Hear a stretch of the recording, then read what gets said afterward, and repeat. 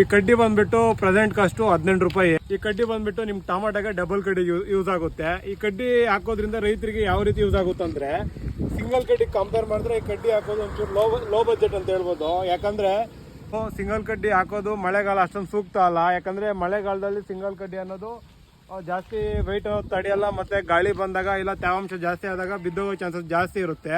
ಅದರಿಂದ ಡಬಲ್ ಕಡ್ಡಿ ಯೂಸ್ ಮಾಡಿ. ಡಬಲ್ ಕಡ್ಡಿ ಯೂಸ್ ಮಾಡೋದ್ರಿಂದ ಏನಾಗುತ್ತೆ ಅಂದ್ರೆ ನಿಮಗೆ ಗಾಳಿ ಆಗಲಿ ಇಲ್ಲ ತ್ಯಾವ ಆಗಿರ್ಲಿ ಇಲ್ಲ ಕೆಲವೊಂದು ಭೂಮಿಯಲ್ಲಿ ಕಡ್ಡಿ ಬೇಗ ವಾಲ್ ಬಿಡುತ್ತೆ. ಅಂತಹ ಭೂಮಿಗಳಲ್ಲಿ ಸಿಂಗಲ್ ಕಡ್ಡಿ ಅನ್ನೋದು ನೀವು ಆರಾಮಾಗಿ ಯೂಸ್ ಮಾಡ್ಬೋದು. ಲೈನಲ್ಲಿ ಕ್ಯಾರಿ ಮಾಡುವಾಗ ಈ ಕಡ್ಡಿನ ಒಂದು 20 ಕಡ್ಡಿ 25 ಕಡ್ಡಿ ಕ್ಯಾರಿ ಮಾಡ್ಬೋದು. ಸಿಂಗಲ್ ಕಡ್ಡಿ ಎಲ್ಲ ಒಂದು 10 ಕಡ್ಡಿ 15 ಕಡ್ಡಿ ಕ್ಯಾರಿ ಮಾಡ್ತೀರಾ. ಅದರಿಂದ ಏನಂದ್ರೆ ಯೂಸು ನಿಮಗೆ ಸಿಂಗಲ್ ಕಡ್ಡಿಗೆ ಲೇಬರ್ ಜಾಸ್ತಿ ಆಗ್ತಾರೆ, ಡಬಲ್ ಕಡ್ಡಿಗೆ ಲೇಬರ್ ಕಡಿಮೆ ಆಗ್ತಾರೆ. ಮತ್ತೆ ಸಿಂಗಲ್ ಕಡ್ಡಿ ಆದ್ರೆ ಕೆಳಗಡೆ ಬುಡ ಚೆಕ್ಬೇಕು. ಡಬಲ್ ಕಡ್ಡಿಯಲ್ಲಿ ಬುಡ ಚೆಕ್ಕೋಷ್ಟಿರಲ್ಲ, ಯಾಕಂದ್ರೆ ಒಂಚೂರು ಬುಡ ಸಣ್ಣ ಇರುತ್ತೆ, ಅದು ಚೆಕ್ಕೋ ಅವಶ್ಯಕತೆ ಇರಲ್ಲ. ಅದರಿಂದ ನಿಮಗೆ ಲೇಬರ್ ಕಾಸ್ಟ್ ಅನ್ನೋದು ಉಳ್ಕೊಳ್ಳುತ್ತೆ. ಯಾರಿಗೇ ಆಗಿರಲಿ ಮಳೆಗಾಲದಲ್ಲಿ ಬೆಸ್ಟ್ ಆಯ್ಕೆ ಅಂದ್ರೆ ಕಡ್ಡಿ ಡಬಲ್ ಕಡ್ಡಿ ಹಾಕಿ, ಬೆಳೆ ಬಿದ್ದೋಗಲ್ಲ ಯಾವುದೇ ಕಾರಣಕ್ಕೂ.